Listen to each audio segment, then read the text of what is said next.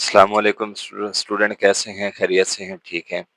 अच्छा स्टूडेंट तो हमारे पास ये बिल्कुल इम्पोर्टेंट बोर्ड के हवाले से जो मोस्ट इम्पोर्टेंट शॉर्ट क्वेश्चन है मैंने वो बनाई है वीडियो ठीक है, बिल्कुल लॉन्ग वीडियो उसमें डिटेल के साथ मैंने बताया है, जिसमें आपके पास लॉगरिथमिक है, इसमें चैप्टर नंबर 2 में जितने भी आपके शॉर्ट क्वेश्चन हैं मैंने वो बनाए हैं स्टूडेंट, ठीक है?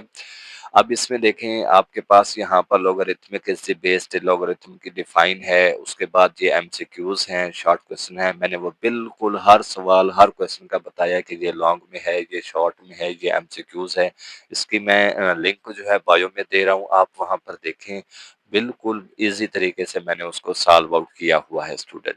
ठीक है स्टूडेंट, तो आपको बहुत ही ज़्यादा फ़ायदा होगा, इस बुक से मैंने हाइलाइट किया हुआ है और आपका स्मार्ट सिलेबस भी अपलोड किया है, कौन से क्वेश्चन आपने करने हैं, कौन से नहीं करने, वो भी मैंने अपलोड किए हुए हैं, लिंक मैं बायो में दे दूँगा स्टूडेंट, ठीक है स्टूडेंट? तो वहाँ से आप देख सकते हैं।